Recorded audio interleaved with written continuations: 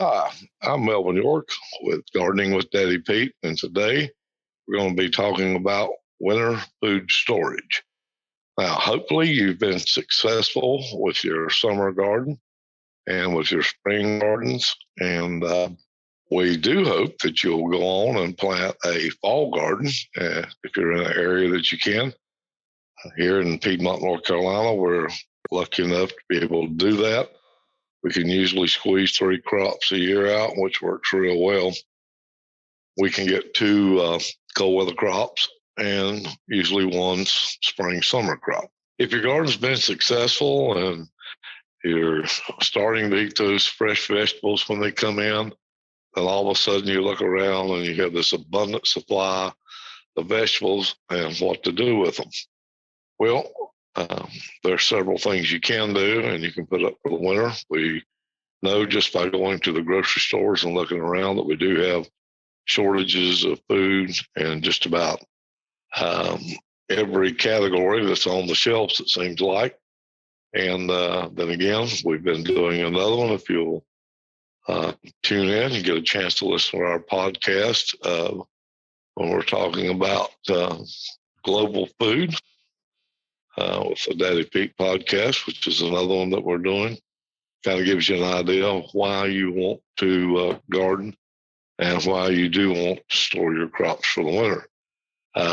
We're going to go back into 30, 40, 50 years ago and to bring about some of these things and some ways to store your food for the winter. Now, there's different ways that you can store your food. You can store them, you can freeze them, you can can them. Today we have a lot of the freeze-dried methods. People dry stuff through outside means. It used to be done years ago, and we actually have food dehydrators that you can use. So there are several different ways that you can go about drying these foods. Again, we're looking also to conserve energy, and if we do have an emergency, and that's the reason, one of the reasons people put up food years ago, especially along the Appalachian Trail. There was an abundance of food. There were poor people, and they had large families to feed. So food storage was a big thing for them. So let's talk just a little bit about some of the things you can do. Now, one thing is dried food. Again, we talked about there are a lot of ways to dry it. One thing you get with dried food is that it doesn't take any power to store it. Doesn't take any power to can it. But yet you still have the food, and it's still a great tasting, great nutrition, and you have the food when you need it. I've always been intrigued by the term. One of the things that I heard my wife talk about, her father was from Tennessee, and I heard him talk about a lot, was called leather breeches. And for you people that don't know what breeches are, they're pants, but they were called leather breeches. And you would see those a lot in the Appalachian realm. The people, the foothills, again, people that grow their gardens, bigger gardens in that area of the mountains. There was a lot of pole beans grown, and they were very abundant when they did produce, and they needed a way to preserve that. Back then, it wasn't just always you had the money to go can, forget freezing, and so you needed a way to provide for your family during the winter. Leather breeches was a green bean that they used, and they actually got them when they started to make a bean inside of the green bean pod itself. I know the ones we buy at the store, we like to buy them when they're young and they're fresh, and we snap them and we cook those, and they don't have any beans in them yet. And those are delicious by all means. But again, I'm out of the old camp, the old school, and I like to grab green beans on the second or third run where you've been out to pick the beans, miss some, and they've actually turned almost yellow, the hulls have, or the pods, and the seed or the bean is there. And then you still have a tender one, and we call that, and still we do at our house, Shelley's. That's when you mix the two together and cook them, and to me, that's still the best. But in your leather britches, you want it to be producing a medium-sized, small to medium-sized bean. And when you pick them, you want to give them a wash, make sure they're good and dry, and you do no more than take a needle and thread, and you string them. You run the needle through the end that comes off of the stem, not the pointed end, but the end that comes off the vine, the stem vine. You want to take your needle, thread those up so high, and then you actually just hang them up to dry. Now, sometimes insects could get them, and different varmints could go after them. But in today now, you could bring those in the house if you have a screened-in porch or you have a place in your house, and you could actually let them dry. Usually takes 2 to 3 months for those to dry, and then just find a cool, dark place to let them hang. Now, that's one way of preserving some beans. You have no cost of canning, no cost of freezing, and the only thing you do with that, there's actually several recipes on how to cook these beans. And believe it or not, they will shrink down. They look terrible. They look almost like leather in that form. But when you hydrate them again, they just look like a regular green bean. That's one way to do it. So let's give you, there's several different foods you can store in the wintertime. If you have a basement, or if you have a cellar, a root cellar, which by all means I think is a great thing to have. A lot of people maybe don't have room for one, but there's so many different ways to build a root cellar now. If you don't have a basement that you can keep your food, and again, you can take it straight out, prep it, go into the root cellar, and there's no canning, no freezing. If you lose the power, no big deal. You don't spend the power, the jars, the lids, the chance of it going bad when you do that. Now, if you want to stock up on keepers for the fall, these are things you may want to think about when you're planting your garden next year. You can always save money on crops that you grow. Or here's another thing too. If I myself don't grow a certain crop, but in peak season of the harvest, when everybody's is coming in, so to speak, or it's ready, available, that's when the crop is the least expensive. That's the time for you to buy. I know that in early summer, you get people buying corn. They're starting to sell corns coming in that's fresh. But after a couple of weeks, you'll notice that the price of corn's going down. This year, I've seen it start out at $6 a dozen, and I have seen it down now as low as $3 a dozen. And it's still nice corn, nothing wrong with it. But everybody's flooding the market on fresh corn, so $3 a dozen. It's hard to grow it for that. So what you want to do is that's the time to get your corn put up, and however you are going to can it or freeze it or whatever. And the corn will be one of those that you can do. And there's a lot of ways that you can save time and money on saving corn and preparing it for your winter food storage.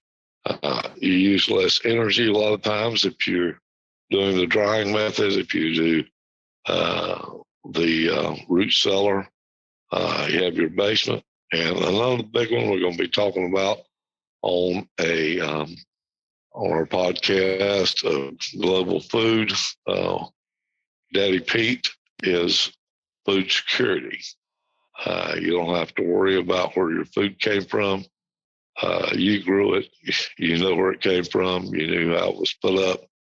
And that way you don't have to worry about feeding that to yourself or your family. Now, some of the crops that you can do, here's the thing about it. If you have a basement, well, it gets too cold down there. If it doesn't freeze down there, it's not too cold. Actually, most of your temperatures for keeping vegetables and potatoes and different things like that is going to be from 32 to 50 degrees, 45, and that would be good. So don't worry about that. Some of the things that you can do is beets. Now, beet is more than just people make pickles out of beets. Beet is just about like a potato. It can be used a lot of different ways, and I know that a lot of people thought, well, I've never tried that. Well, beets is actually one that doesn't get a lot of exposure, but is a very good root crop. And you can store beets an easy way, and you can do the same thing with if you've grown some large carrots. You can trim the tops and the taproot to about 1 inch. You want to kind of just brush off the loose soil that you did when you pull them up or you harvest them. Do not wash either one, a beet or a carrot. You can take some wooden boxes if you got some, line it maybe in some burlap. And what you want to do as you're packing these beets or carrots in, you like to keep some damp, not wet. Sand, like builder sand or sawdust. That's fresh sawdust. An ideal storage for beets or carrots is somewhere between 32 and 35 degrees. They like a lot of humidity. So don't worry about that. Well, it's too damp in my basement. No, it's probably not. If it's cool, damp's not going to hurt it, because if you get something area that doesn't have a lot of humidity in, it's going to draw the moisture out of the vegetable. So, but beets or carrots that you prepare this way in that environment will last 5 to 6 months. So again, if you use beets for your fall garden, or if you use carrots for your fall crop, pull those out. It's going to give you, say, 5 months storage. That's going to pull you straight on out of the winter and back into the time that if you planted that spring garden, you should be close to harvesting that again. Parsnips, again, you can do about the same thing with those. Rutabagas, turnips, again, will store the same way. Winter radishes, you can do those. Now, let's take some fruits. How about apples, pears? There's a lot of pear varieties that come on in the fall. You also want to choose a pear or an apple that's known for their storage capabilities. I know an old time one, a good one around people was the limber twig. They would hang around for a long time in the winter. We used to store those in the basement in apple crates. If it was cold down there, we would hang them up from the floor joist to the house or in the basement, and we would still have fruit at Christmas time.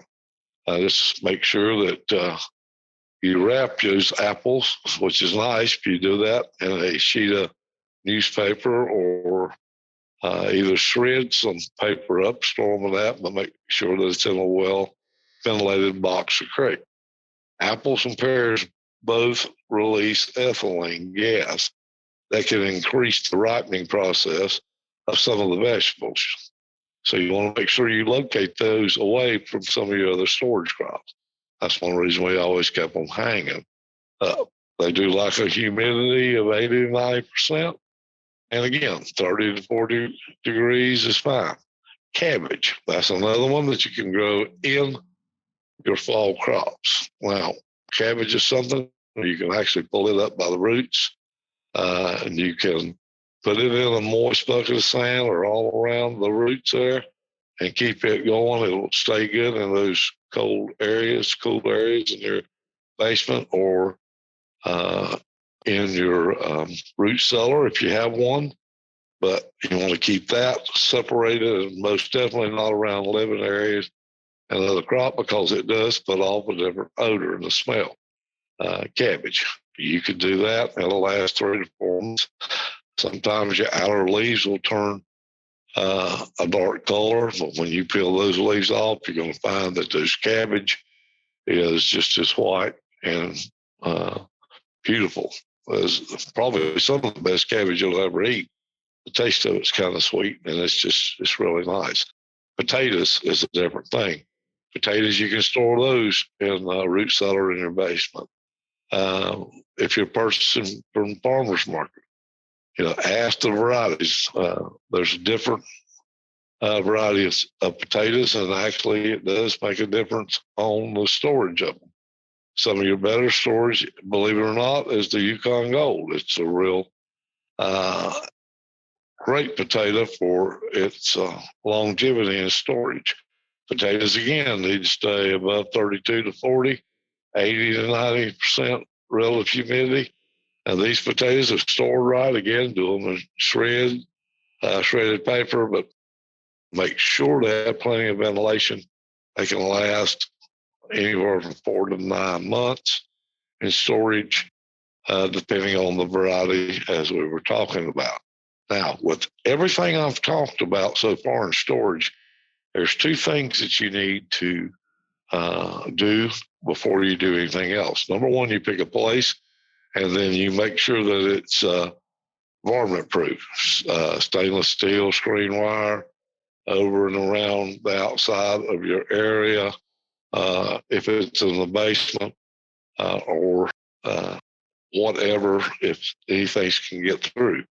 If you're also doing in the basement area of your house, make sure that you have a way to black it out, make sure it's dark, and that you do have some ventilation that's coming from even the top side. That's a good way or a good place to be installing that screen wire we were talking about to keep down the varmints, the rodents, or whatever may come in, and to help themselves to your harvest.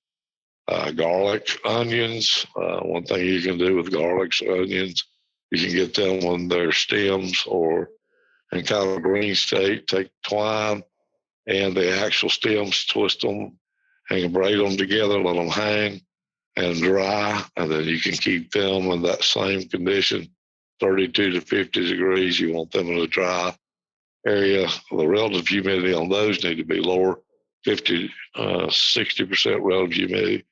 Garlic can last up to 6 months in storage of that type.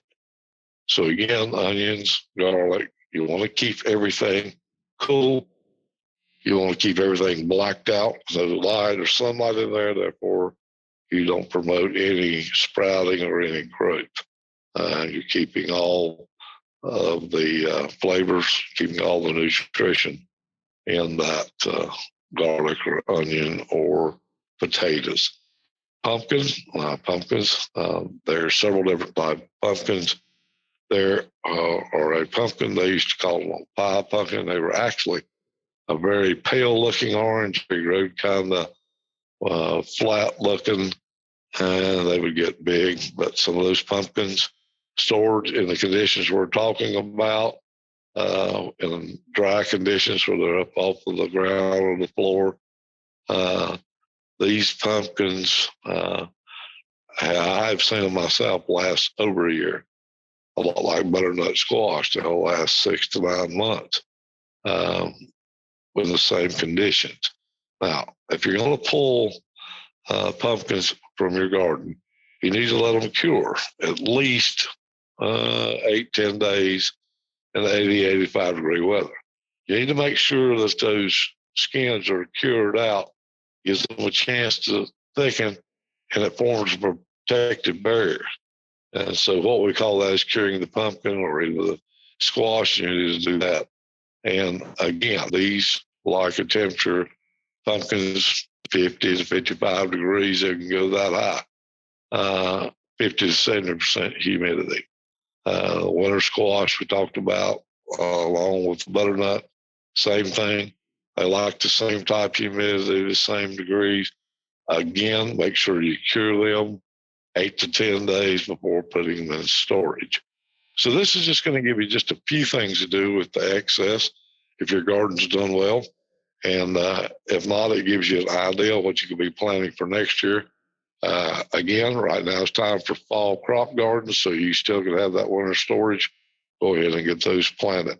Now, the next time on Gardening with Daddy Pete, or in the near future, we will be most definitely talking about building that root cellar. There's different ways to do that, so we want to make sure that you have a chance to look at that and see what you think about that, because a lot of people say, well, I don't have a place to put one. There are so many different designs out there now that if you don't have a basement, you can actually build that root cellar and get the good out of it. Well, if you get a chance, we'd love for you to go to our webpage, daddybeets.com. Look on our podcast. All you have to do is click on it, and you can look at the archives, what we're doing now. If you have any questions or comments, we would love to hear from you. Also, while you're there, sign up for our monthly newsletter on your email. We give you some good hints there. Also, we don't sell your name, or we don't turn it out for advertising, so don't worry about that. Your email address is safe with us. Also, if you get a moment, you can look at our different products and how they can help you in your gardening or landscaping or mulching. And I think that you'll find that quite interesting also. So until next time, we'll hit on the root gardens. This is Melvin York, and this has been Gardening with Daddy Pete.